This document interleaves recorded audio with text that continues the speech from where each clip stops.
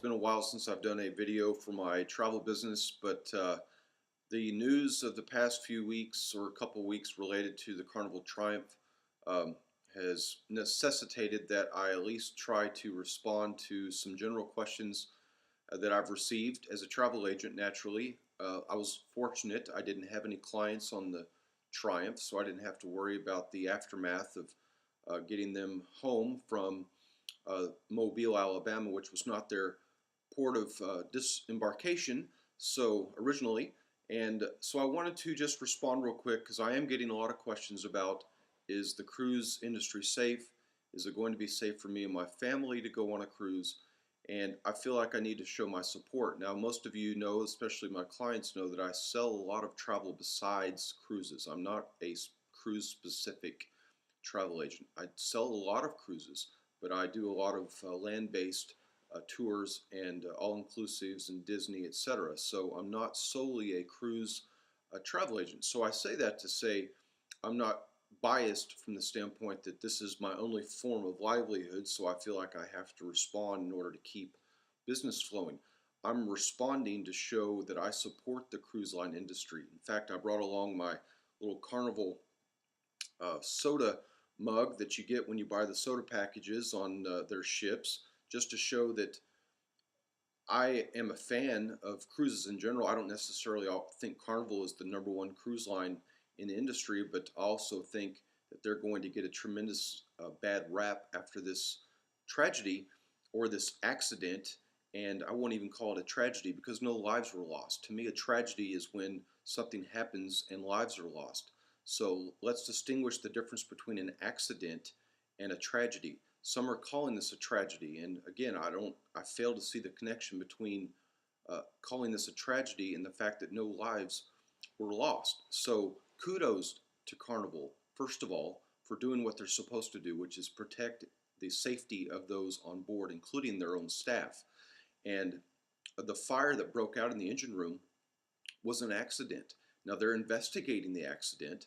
I've already heard some reasons why they think that accident occurred, but again, it was an accident, and hopefully because of the findings they're going to do or find, that they'll be able to prevent that same form of accident from happening in the future. Just like when accidents happen with aircraft, there's always something that was an accident involved, usually outside of terrorism, and they can usually trace where that accident occurred and then fix the accident so it doesn't occur in the same spot or the same type of accident again. So they're doing what they can post-accident to make sure this is never going to happen again like this, like it just did. So the things they did right. I get a lot of questions about how come they didn't get everybody off board or off the ship and into, I think they were near Costamare or Progreso, Mexico, was the closest port there were to when this kind of all started going bad for them. And for those of you that have cruised and have tendered before, you know that when a ship is at anchor, it's not the same as when they're tied up to the dock. When they're at anchor, the ship is still susceptible to current. You know, there's currents out in the ocean, in the Gulf and in the Caribbean, etc. They're not in a stagnant pond. So when they're at anchor, they're susceptible to wind. If they're not under power, they're susceptible to currents and the ship will move. So when the engines had failed, they lost their propulsion system, which actually keeps them steady at sea even when they're under anchor. They have a GPS system on board that allows them to stay at a certain location through the coordinates of that GPS to make sure the ship doesn't move, because when the tender boats come up to the ship to get people off board, those tender boats are also moving and they don't want to be trying to tie up to or get up next to another moving target. That would have been a tragedy. So imagine, with the lawsuits that are already being announced, imagine the number of lawsuits that would have occurred had there actually been a tragedy and a loss of life because they were trying to do something that their protocol told them that they should not try to do. So let's eliminate that criticism about why didn't they get everybody off board. Again, had they tried to get people in the lifeboats, if you've ever been on a cruise, you know how high up those lifeboats are. So unless the crew and the passengers are in imminent danger, which means they need to get everybody off board right now, that would have been a very risky thing for them to try to do, just to get everybody in lifeboats and lower those lifeboats down from the height that they are down into the water. and then have everybody safely get from there into Progreso, Mexico. And again, I don't know the exact mileage they were away from port, but I will tell you that that would have been a risky move. So to me, in my opinion, again, I'm not solely a Carnival fan. I actually prefer other cruise lines over Carnival, and I'm sorry to say that for those of you that are huge Carnival fans. But I say that Carnival did a lot of things right, and that's going to get overlooked. So my answer to people when they now ask, is it safe to go on a cruise? Absolutely, it's safe to go on a cruise. No lives were lost. That doesn't mean that when you go to a trip somewhere else, say you take an all-inclusive trip and you're in a transportation van, what's to say that an accident's not going to occur in a shuttle bus in Mexico? Would people then decide that shuttle buses are an extremely risky avenue to take from the airport to a resort and therefore never want to travel to Mexico again? When a plane goes down, does that mean that any destination in the world that requires a flight should be neglected because nobody wants to take another flight again?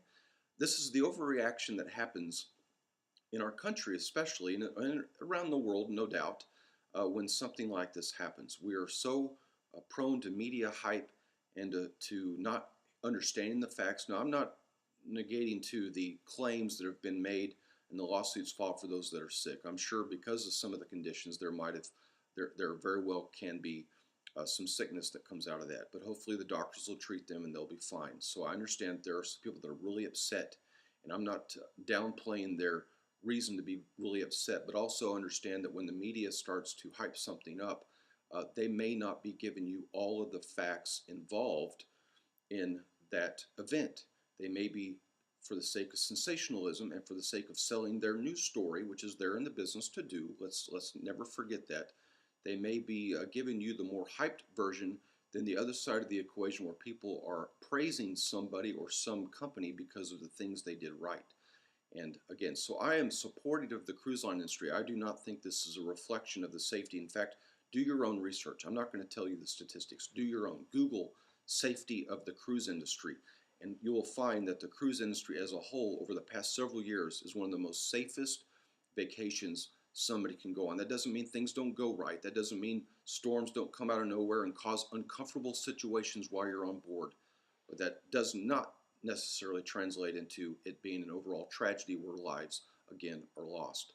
Imagine the hurricane season, ships that actually get caught in hurricanes, and imagine that in our country, when's the last time you heard of a cruise ship going sinking in our country from ports in our country during the storms? So there's a lot of safety mechanisms on board, radar and all the things they have on board to prevent fires from spreading, because that is the number one danger that a cruise line faces, is a fire on board. So kudos to Carnival for putting out the fire.